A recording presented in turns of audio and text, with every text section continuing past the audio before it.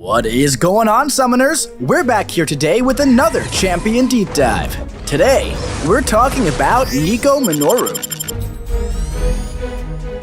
So, sit back and relax, cause it's time to get into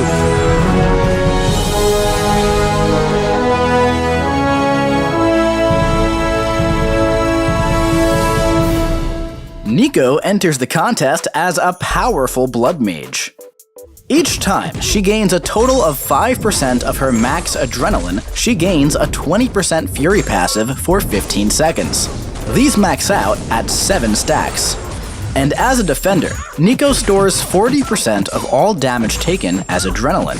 While she has more than 5% of her max health stored as adrenaline, she gains an indefinite flourish passive, increasing her ability power rate by 15%. As an attacker, the first hit of Nico's heavy consumes 7% of her current health and stores it as adrenaline. On the final hit of her heavy attack, or when canceling this attack with a special 1 or 2, she gains a Zeal passive, lasting for 6 seconds. Zeal effects prevent adrenaline from decaying while active.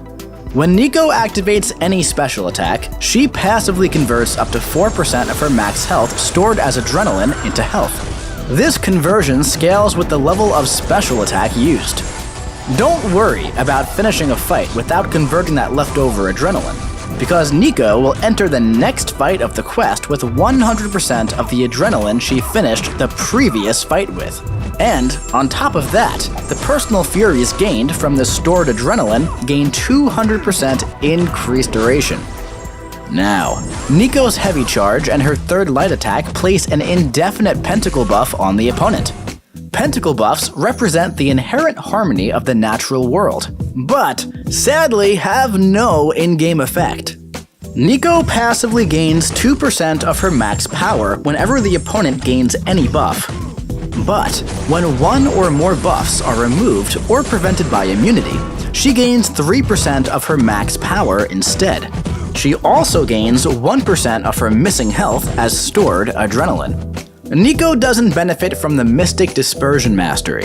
Instead, each rank increases the base potency of her personal power gains by 10%. She can also inflict an 11-second buff immunity debuff with her special 2 that is refreshed whenever she launches a special. While defending, this effect becomes passive, and she can't apply her buff immunity if it is already active. Nico is magically bound to the Staff of 1, and it allows her to cast potent pre-fights before entering a fight.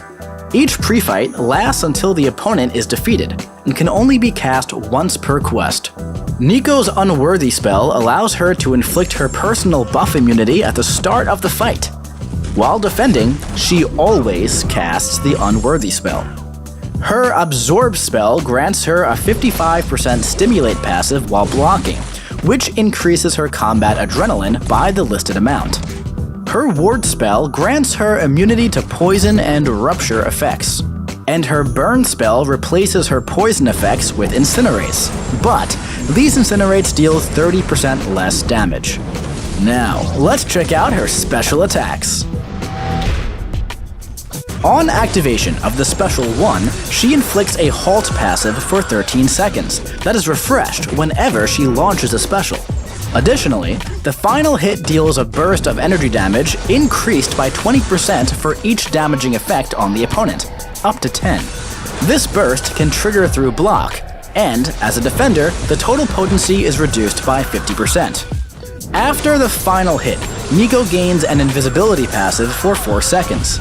As an attacker, if Nico causes an attack to miss, this invisibility goes on cooldown for 15 seconds. With the Special 2, each hit inflicts a 30-second poison debuff paused during the opponent's special attacks. If a cosmic opponent is immune to any of Nico's poisons, she inflicts a matching acid burn instead. Additionally, the final hit inflicts Nico's personal buff immunity. As a defender, the buff immunity applies on activation.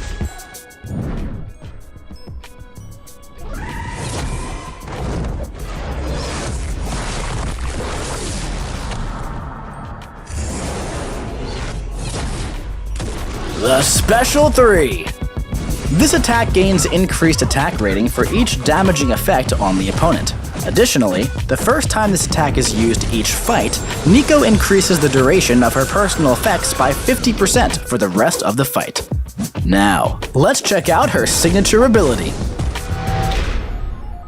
When awakened, whenever a buff or personal effect on the opponent other than poison is removed or prevented by immunity, Nico inflicts a 12-second poison passive.